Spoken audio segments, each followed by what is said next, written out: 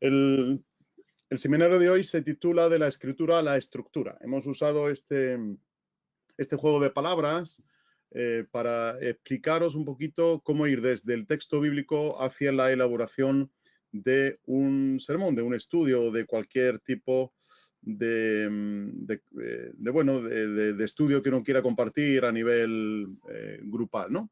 De modo que, en primer lugar, tendremos que hablar de la escritura, tendremos que hablar de la propia Biblia, que ya saben que está usando la RVR, la Reina Valera Revisada, que en el año 1977 empezó a trabajar Francisco La Cueva junto con Samuel Vila y un grupo de expertos para darle una modernidad, cierta modernidad a la RV60 que hasta ese momento se venía usando. Pero sí tenemos que decirles también que los cambios son mínimos, son cambios quizá de expresión o cambios a nivel de traducción, pero son cambios mínimos. Uno no va a notar apenas la diferencia entre una versión y la otra, ¿no? De modo que nos parecía muy apropiado usar esta versión muy adecuada para un público hablante de español y que que seguro iba a ser un referente también, ¿no? Así que nos decidimos, por lo tanto, a tener una Biblia de estudio con notas de Matthew Henry, ya saben que ampliada, como explicaba el doctor Ropero hace unos minutos, ampliada con autores relevantes de diversas épocas, probados y aprobados por el tiempo, ¿no? De modo que el propio tiempo y el acogimiento, la acogida que ha tenido a lo largo de los siglos los diferentes escritores merecían estar en este tipo de Biblia de estudio. Hace poquito tuvimos una reunión de trabajo sobre la Biblia de estudio de Matthew Henry y llegamos a la conclusión de que era una Biblia para el estudio, ¿eh? Es una Biblia que, como ahora veremos, nos va a ayudar en nuestro estudio bíblico, en la preparación de nuestros mensajes, pero no solamente eso, sino que además nos iba a ayudar a varias cosas. La primera de ellas es que me pregunto, que ya la tengo, ¿cómo la uso? Bueno, puedo usar la Biblia simplemente como la herramienta principal para mi lectura bíblica, mi lectura devocional, o puedo usarla también para el estudio bíblico. Si la quiero usar para la lectura, puedo hacerlo para nivel individual, en casa, en mi tiempo devocional, o puedo usarla a nivel grupal, es decir, una lectura grupal también en la iglesia, una lectura en un grupo de estudio, que también es interesante tenerlo, ¿verdad? Donde podamos también compartir y disfrutar juntos de lo que el Señor tenga que decirnos. Eso obviamente nos va a traer una serie de beneficios, unos beneficios altamente recomendables para todos y cada uno de los creyentes, porque en primer lugar la palabra del Señor sabemos que no va a volver a él vacía y al mismo tiempo sabemos que la palabra del Señor es un gran beneficio. Quien aún no entienda el beneficio que puede traer la lectura simple de la palabra del Señor, pues le recomiendo que se lea el Salmo 119 para ver allí a un hombre apasionado por la palabra del Señor y cómo esa palabra cambió su vida, cambió su manera de ver el mundo, cambió su cosmovisión, y esa palabra influenció en todo momento su caminar con el Señor y su caminar con los demás. Pero pudiera ser que usara la Biblia para estudiar. Y de nuevo, puede ser estudiarla a nivel individual.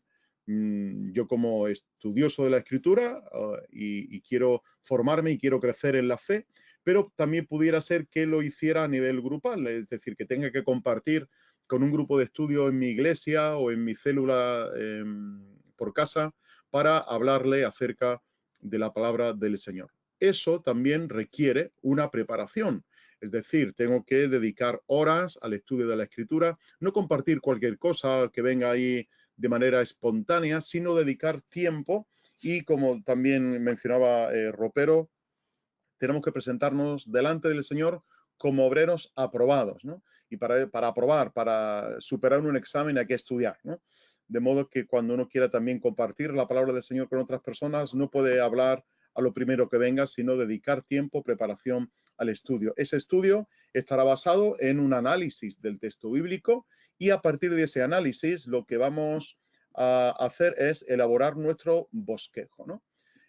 Hay una similitud y obviamente, salvando todas las distancias que pudiera haber, La Biblia de estudio Matthew Henry es una multiusos. Quiero decir con esto que igual que estas navajas suizas, ¿no? Tienen las herramientas básicas para la supervivencia, aunque uno podría decir, bueno, pues una navaja aquí hecha en Albacete, por ejemplo, un cuchillo en Albacete, España, es mejor que una navaja suiza, por supuestísimo, pero una navaja de Albacete no contiene todas estas herramientas necesarias para la supervivencia, ¿no? De modo que esta Biblia la podemos asimilar a esta navaja suiza, ¿no? Por lo tanto, quiero en esta tarde, mañana o noche, depende de donde cada uno esté, hablarles acerca del uso de esta Biblia. Hemos ido desde la escritura, usando la RVR, hasta la estructura, cómo elaborar un sermón a partir usando esta Biblia, ¿no? Como herramienta. Voy a poner como ejemplo el libro de los Hechos. Toda la Biblia de estudio Matthew Henry contiene introducción a cada libro, hecha por diferentes autores que han probado con sus escritos que estas introducciones merecían estar en esta Biblia, ¿no? De modo que se han seleccionado de diversos autores, tanto para el Antiguo como para el Nuevo, y plasmar aquí todo esto que querían decirnos. Y las introducciones son importantísimas. En primer lugar, porque nos hablan de la ocasión, por qué se escribe el libro, del autor, de la fecha y del contexto histórico, social, religioso, político de cada libro, ¿no? Así que esta introducción, concretamente, pues está elaborada por nuestro hermano Samuel Pérez Millos. Y cuando uno lee la introducción al libro de los Hechos, se da cuenta de que hay un apartado al final, en la última página de la introducción, que nos habla acerca de los discursos que aparecen en el libro de los Hechos. Y concretamente, que es en el que nosotros vamos a basar nuestra referencia para la tarde de hoy, es el capítulo 17. Un discurso que da el apóstol Pablo a un público pagano, no a un público judío, sino a un público pagano, a un público que no conocía las escrituras y que por lo tanto Pablo tiene que cambiar su estrategia para dirigirse a este público concretamente en Atenas, ¿no? Siguiendo con la Biblia, vamos a encontrarnos que cada una de ellas, cada uno de los libros tiene un bosquejo. Bosquejo que es una división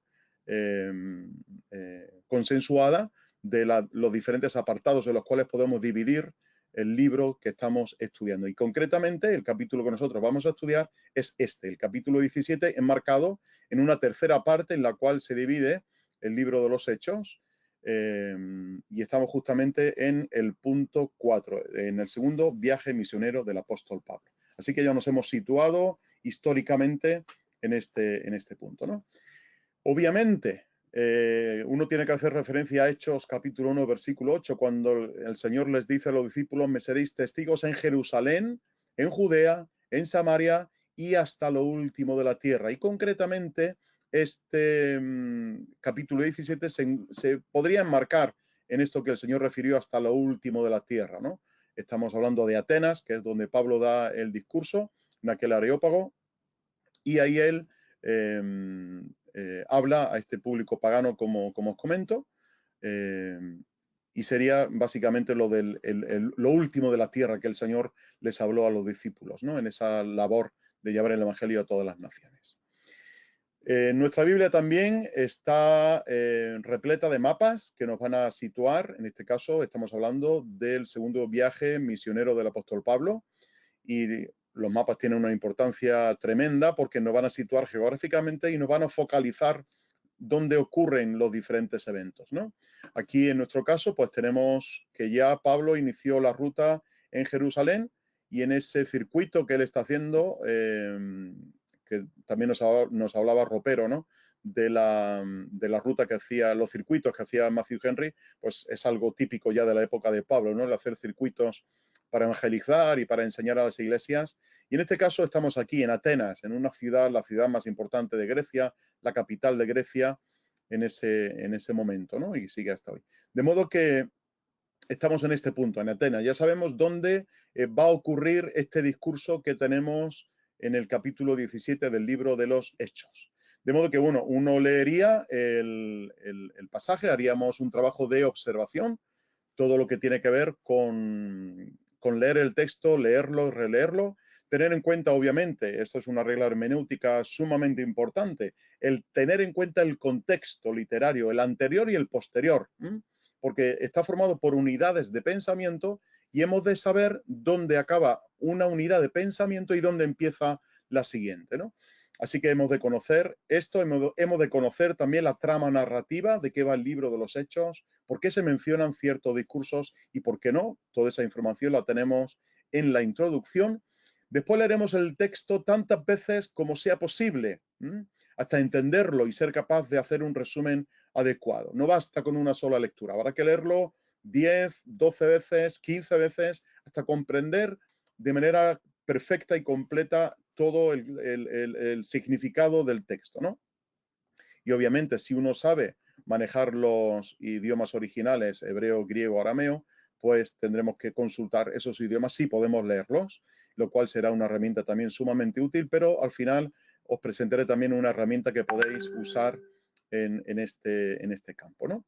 Bien, pues tenemos el texto, hemos leído el capítulo 17 del libro de los Hechos y ya estamos con nuestro trabajo, ¿verdad? Hemos dedicado unas cuantas horas a la lectura y a la observación y al hecho de tomar también notas propias, pero necesitamos algo más de información para elaborar nuestro estudio. Como ya se ha comentado muchas veces, la Biblia de Estudio Matthew Henry se han clasificado las notas en 4, notas histórico-contextuales, que nos hablan acerca de lugares, nos hablan de la sociedad, nos hablan de la religión, de cada una de las épocas que se van mencionando, para ayudarnos a entender de alguna manera por qué se dicen las cosas que se dicen en ese momento concreto, ¿verdad? Después tendremos una serie de notas filológicas que nos explican términos, nos explican giros idiomáticos, nos explican frases que quizá nosotros no entendemos. ¿Qué significa aquello de pasar un camello por el ojo de una aguja? ¿Qué quiere decir Jesús con aquello, no? Bien, pues con estas imágenes verbales que nosotros explicamos en estas notas, o que los autores, en este caso de este ejemplo que he puesto del camello, lo explica Robertson, ¿no? Nos explica en ese contexto concreto qué significaba esa frase hecha, ¿no? De pasar un camello por el ojo de una aguja. Bien, pues todo esto viene reflejado y explicado en las notas filológicas. Luego tenemos notas doctrinales, que en este caso en el pasaje que a nosotros nos toca no hay ninguna, pero nos pueden también ayudar en un momento concreto a identificar las principales doctrinas en las cuales se basa la fe cristiana. Y como ha apuntado el doctor Ropero hace unos minutos, no hay una tendencia hacia una posición u otra en cuanto a ciertos temas doctrinales, sino que exponemos lo que dice la Escritura en cuanto a esa doctrina y ya el estudioso tendrá que sacar sus conclusiones, ¿no? De manera que abarcamos un amplio espectro de pensamiento lícito y legítimo dentro de la doctrina, ¿no? Pero también tenemos notas exegético-devocionales, es decir, cómo aplico lo que yo he estudiado, lo que yo he aprendido, lo puedo aplicar a mi vida y a la vida de mi congregación. No olvidemos que toda predicación debe de pasar primero por nuestra mente, por nuestro corazón y por nuestras manos, para después poder llevarla al resto de personas de la congregación, ¿no?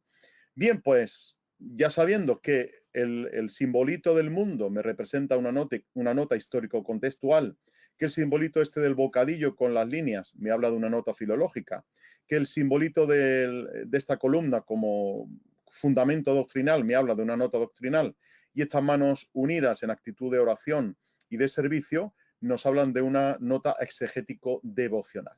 Pues sabiendo esto, me paso a leer las notas a las cuales se hace referencia en el pasaje bíblico que estamos estudiando. Concretamente, voy a pasar, no sé si puedo pasar el puntero hasta allí. Bueno, pues concretamente en el capítulo 17 ustedes pueden ver que encima de cada frase o cada palabra que queremos resaltar hay un numerito en color rojo, para que podamos identificar que ahí hay una nota. Bien, pues tendremos que irnos al pie de página y leer allí qué se nos quiere explicar, ¿no? Lo El más relevante. puntero, perdón, Sí. José María, el puntero sí se nota. Si quieres utilizarlo para Perfecto, muy señalar, bien. sí se nota. Genial. Gracias, gracias. Sí. Entonces, tengo aquí mi pequeño numerito en la nota y automáticamente me iré, en este caso es la nota 535, que me habla de mientras Pablo los esperaba. Pues automáticamente me iré a la nota 535 y aquí me explica, bueno, en el caso me habla, he señalado Atenas porque si os dais cuenta, yo hablaba antes del contexto concretamente, ¿verdad? Y aquí tenemos una nota que me habla acerca de Atenas, ¿eh? Entonces leeré acerca de Atenas y leeré a nivel contextual, histórico, qué representaba Atenas en ese momento.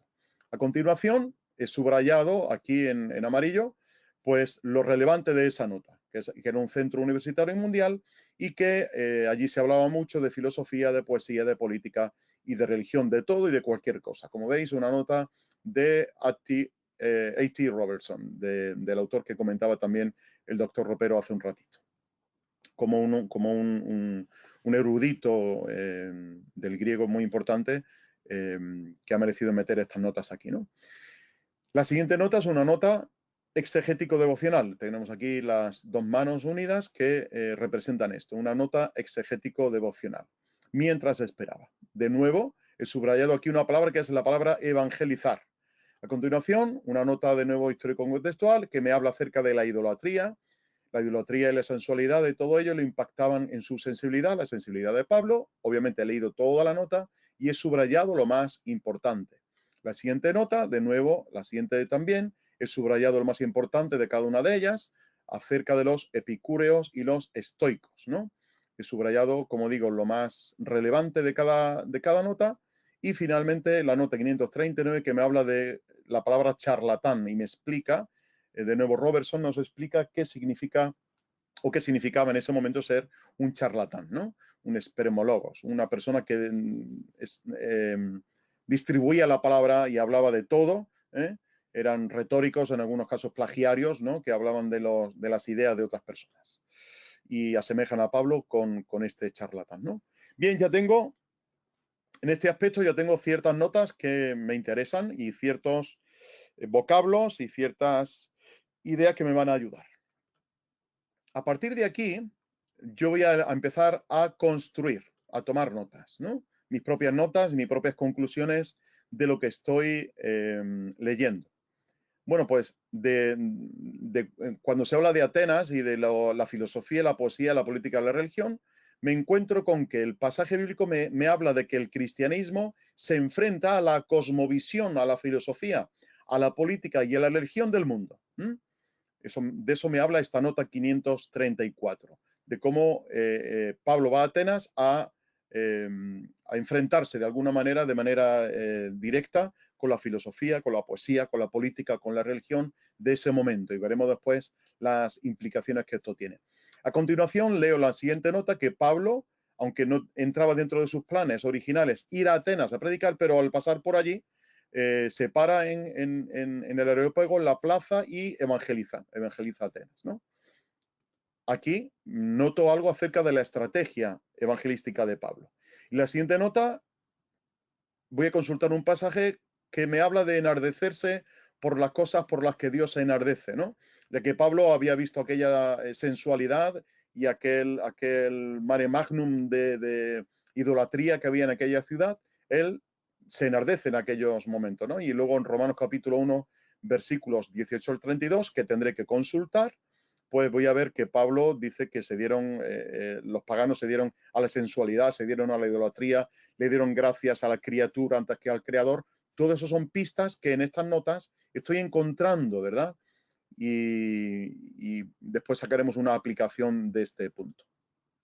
La siguiente nota que me habla de los epicúreos y los estoicos, que tenían como máxima, principalmente Sócrates, aquello de conócete a ti mismo, ¿no? El desarrollo del yo interior, el desarrollo de esa introspección que había que hacer para encontrar el bien y para ser una persona honrada y una persona a la cual se le pudiera alabar en este mundo, ¿no? Eso tiene que ver mucho con las filosofías actuales, con el enaltecimiento del yo, con la exaltación de la criatura antes que al creador, ¿no? Y todo esto me va orientando en la elaboración de mi bosquejo. A continuación, veo que en la siguiente parte de la nota encuentro que hay ciertas consecuencias a la hora de seguir estas filosofías, ¿no? Porque el pecado, ¿qué hace? El pecado hace daño, el pecado degrada, el pecado destruye. Y eso es precisamente lo que habla aquí en una de estas filosofías, ¿no? Que en algunos casos el dominio propio y la dureza que trataban algunos filósofos de la época, la trataban con tal austeridad que impulsaba a la soberbia, al suicidio en caso de fracaso, ¿no? Básicamente eso, el pecado que esta gente en la cual vivía, aunque aparentemente para ellos era el conocer la virtud, el conocer, el ser una persona virtuosa en este mundo, si no se conseguía, se frustraba y esa frustración llegaba al fracaso, al suicidio en algunos casos y en otros casos a la soberbia, ¿no? Sobre todas las cosas. Esto, el pecado hace daño, degrada y destruye. A continuación, de nuevo, tengo aquí una referencia a las filosofías actuales y aquí se menciona una frase que dice, comamos y bebamos que mañana moriremos, una frase de Pablo también que menciona en la primera carta a los Corintios, ¿no? Esa era la filosofía de aquel momento y es la filosofía de nuestro mundo. Nada importa más allá de lo que nuestros sentidos pueden observar y disfrutar, ¿no? Y a continuación, la última nota que tengo en este apartado es que el Evangelio, o sea, tratan a Pablo como un charlatán y por lo tanto lo trataban como una locura. Este hombre es un loco, después lo veremos un poquito más adelante. Y aquí nos sugiere que el Evangelio es locura y sabiduría de Dios. También hay palabras, en palabras del apóstol Pablo en 1 Corintios, creo que por el capítulo 2, ¿no? Muy bien, pues ya tengo estas ideas, quédense con ellas porque ahora las vamos a retomar al final del todo, ¿vale? Nos queda muy poquito. La siguiente nota, de nuevo, divinidades, resurrección, qué significaba la resurrección, cómo la asemejaban a una diosa, la diosa resurrección, Anastasis, y ahí tenemos una nota de Robertson de nuevo, que era el Areópago, una nota contextual, las últimas novedades que estaban acostumbrados a escuchar continuamente, Pablo que se pone en pie, dice, no como uno que está siendo juzgado, sino como uno que intenta que se dé oído al Evangelio de Cristo, ¿no? Qué nota tan bonita, tan importante.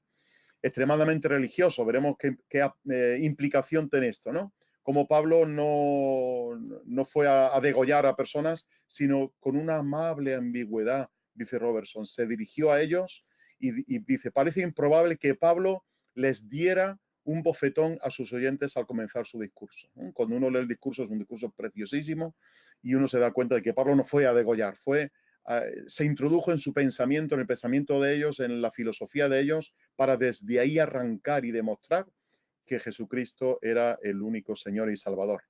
Después la siguiente nota que tiene que hablar del Dios desconocido. A eso vengo a anunciar, hizo el mundo, todas las cosas, no habitan templos, como si necesitase algo. De nuevo, subrayado en cada parte lo importante. En la primera nota, pues como me habla de las divinidades, tengo que hablar de la idolatría, que no deja de ser una manifestación satánica. Después, la siguiente nota me habla de que tienen que volverse de los ídolos a Dios.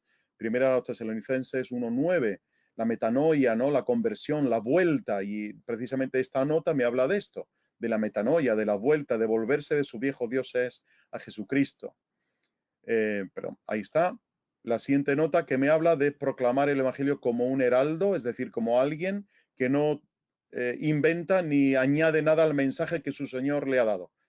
Eso era Pablo, era un heraldo, era alguien que no podía modificar el mensaje que Jesucristo le había dado, el mensaje del Evangelio. Acordado lo que dice también en Gálatas, si un ángel de Dios o yo mismo os anunciare otro Evangelio que sea anatema, ¿no? Este es el Evangelio que os he predicado, dice también Pablo en otra ocasión. Otra nota, de nuevo, acerca de la estrategia para predicar que tenía Pablo, no iba cortando cabezas, iba demostrando con razonamientos que estaban equivocados, ¿no? Estas personas estaban equivocadas. La siguiente nota me habla de la religiosidad humana. Aquí habla de ese Dios desconocido al cual adoraban estos atenienses, ¿no? Tenían esa estatua al Dios desconocido. Pues esta nota me va a hablar de esa religiosidad humana, de cómo el hombre ha inventado sus propios dioses. La siguiente nota, de nuevo, me habla de la estrategia para predicar. La siguiente nota que me habla de la trascendencia de Dios y acordémonos de la oración de Salomón al edificar el templo, ¿no? Dice, los cielos de los cielos no pueden contenerte, como la casa que yo te he edificado puede albergar la gloria de Dios, ¿no? Así que en ese sentido hablaremos de la trascendencia de Dios. Y finalmente la última nota que me habla de la superioridad de Dios. Tenemos un Dios inigualable y eso es lo que Pablo demuestra aquí cuando dice que como si Dios necesitase de algo, ¿no? En la siguiente parte voy a pasar ya muy rápido porque quiero llegar al bosquejo, ¿vale? En la siguiente parte, de nuevo las notas que he señalado, lo importante de cada una de ellas, por cuanto todos pecaron, la universalidad del pecado, la autoridad de Dios, me habla la siguiente nota es que me habla de la inmanencia de Dios. Hemos hablado de un Dios trascendente, un Dios que no podemos alcanzar y sin embargo Él viene a habitar en nosotros. En teología esto se llama la inmanencia de Dios, cómo Dios habita en nuestro corazón, ¿no? No habita en templos hechos por manos humanas, sino en nuestro humilde corazón. Nos habla también esta nota de la incapacidad del hombre de ser por sí mismo. El hombre necesita de sentido en esta tierra. Nos habla también de que la salvación nos iguala a todos.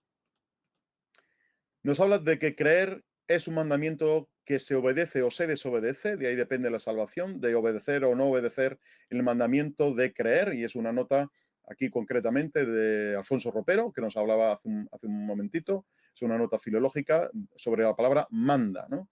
Que tiene que ver con proclama, no obliga, sino que proclama, y esto me habla de que Dios manda a todo hombre en todo lugar que se arrepientan, ¿no? De nuevo, en esta nota me habla acerca del arrepentimiento, de la metanoia, del cambio radical que debe de operarse en el corazón del ser humano por medio del Espíritu Santo. De nuevo me habla de la estrategia evangelística de Pablo.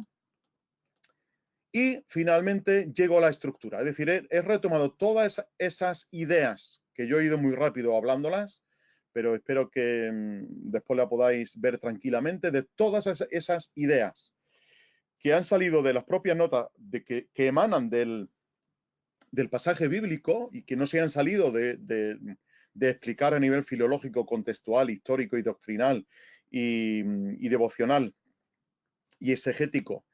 No se ha salido de ahí, no ha ido hacia una tendencia doctrinal o hacia otra, enfatizando un punto más carismático o menos carismático, sino hablando lo que la propia escritura dice, y a partir de ahí yo he elaborado este mensaje, es decir, he traído todas estas ideas que hay aquí recogidas.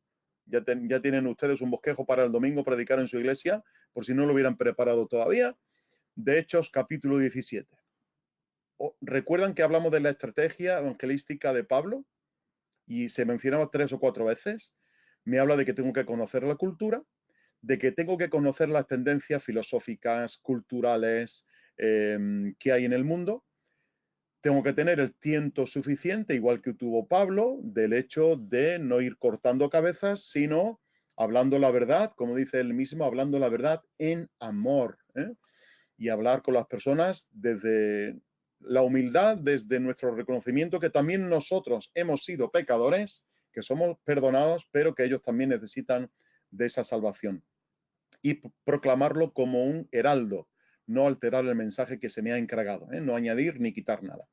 Segundo, hemos hablado de que el Evangelio confronta el qué, confronta las filosofías, confronta las religiones de este mundo y confronta las cosmovisiones, es decir, el ver globalmente nuestra vida para vivir conforme a eso, ¿no?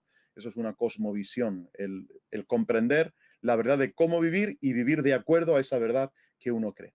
Pues el Evangelio confronta la cosmovisión del mundo, ¿no? Que yace, dice Juan, que yace bajo el maligno, ¿no?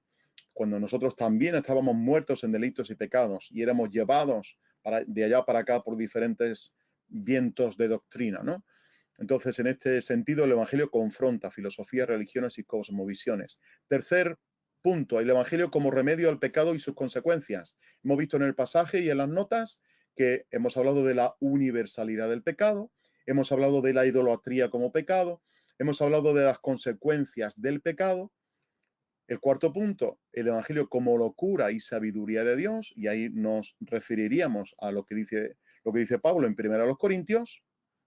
Y el quinto y último punto, el Evangelio como mensaje de Dios. No olvidemos que el Evangelio es la buena noticia, la buena noticia de Dios, el Evangelio de salvación para todo aquel que cree.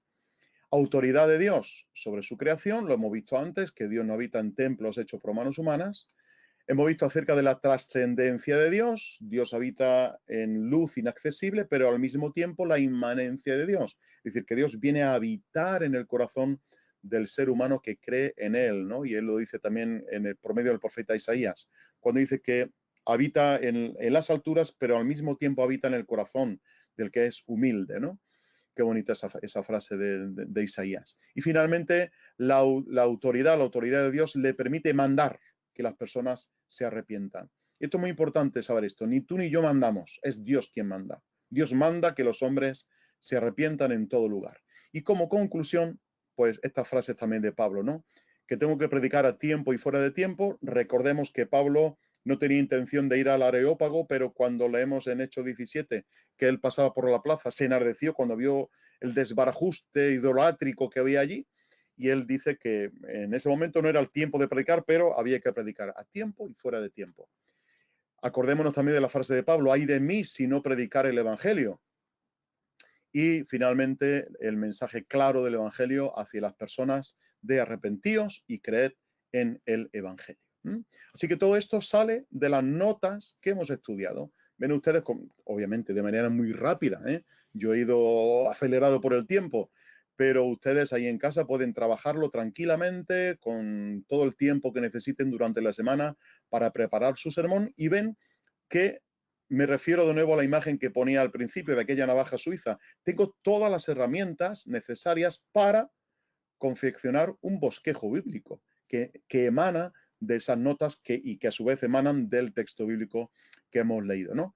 Pero si acaso esa navaja suiza se me quedara pequeña, se me quedara demasiado, esas tijeras no cortan bien, o aquella navajita no termina de cortar el pan adecuadamente, ustedes tienen todas estas herramientas a su disposición en las librerías cristianas y en sus distribuidores. Obviamente, el comentario bíblico de Matthew Henry, el gran diccionario enciclopédico de la Biblia, donde pueden consultar con más detalle acerca de cosas contextuales, etcétera. El interlineal académico del Nuevo Testamento griego-español. Esta herramienta de hermenéutica, de entendiendo la palabra de Dios, de Duval Hayes, que es muy importante también.